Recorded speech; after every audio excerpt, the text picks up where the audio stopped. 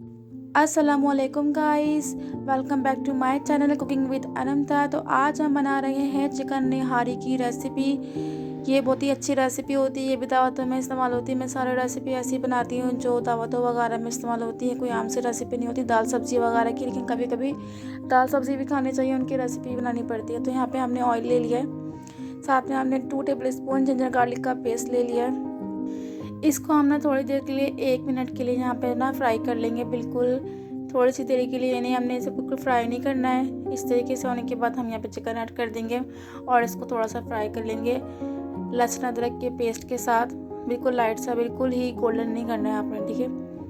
तो आप इस तरह कर ले। अच्छा, मतलब वीडियो के अंदर ना आपको थोड़ा सा मसला होगा, मतलब वीडियो हिलेगी तो, क्योंकि मैंने अपने एक हाथ में पकड़ा हुआ है इसलिए मोबाइल। तो यहाँ पे मैंने निहारी मसाला ऐड कर दिया है। ये मैंने पूरा मसाला ऐड किया है आधा किलो में। और यहाँ पे मैंने सॉल्ट डाला है थोड़ा सा, अपने टेस्ट के हिसाब से डाल देना। और यहाँ मैंने आधा कप पानी का इस्तेमाल किया ताकि मसाला जो है इसमें अच्छे तरीके से पक जाए, क्योंकि फिर मसाला जल जाएगा इसलिए। तो यहाँ पे इसको अच्छे तरीके से मिक्स करेंगे। बाकी मेरी आवाज़ को इग्नोर करें क्योंकि मेरी है तबीयत ख़राब है, मुझे वॉइस रिकॉर्डिंग करनी पड़ रही है। तो यहाँ पे हम इसको 4 से 5 मिनट के लिए पकाएंगे। उसके बाद जब ये बॉयल होने लग जाएगा तो मैं यहाँ पर दही ऐड कर दूँगी। दही जो है ऑप्शनल है, लेकिन दही से टेस्ट अच्छा आता है। तो यहाँ पे मैंने 1 कप दही ऐड कर दिया है और इसको अच्छे तरीके से मिक्स कर लेंगे और इसको 2 से 3 मिनट के लिए इसी तरीके से पकाएंगे, क्योंकि दही भी हमें पकाना है इस वजह से, ठीक है।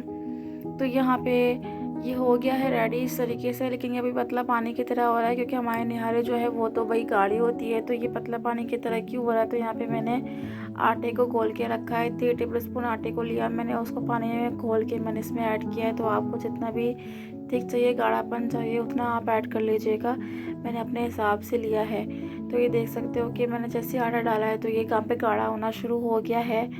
इतना गाढ़ा हो गया है, देख सकते हैं आप इसकी थिकनेस। तो यहाँ पे मैं दिखाऊंगी कि ये देखें इतनी थिकनेस हो गई है इसकी। तो यहाँ पे मैं जो है ना इसका तड़का बना ली थी। मैंने यहाँ पे ऑयल ले लिया है 2 टेबल स्पून। यहाँ पे मैंने प्याज ले ली है।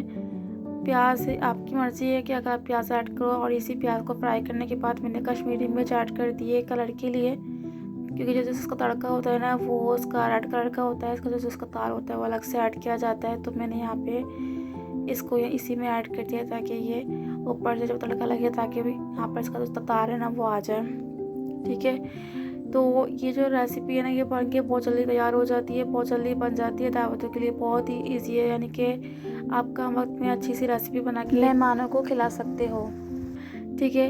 अगर आपको ये रेसिपी अच्छी लगी हो चैनल सब्सक्राइब करना मत भूलिएगा, वीडियो को लाइक एंड शेयर करिएगा, अपना ख्याल रखिएगा। इंशाल्लाह मिलते हैं नेक्स्ट वीडियो में। प्लीज़ सपोर्ट करें, सब्सक्राइब करें और अपना ख्याल रखें। अल्लाह हाफिज़।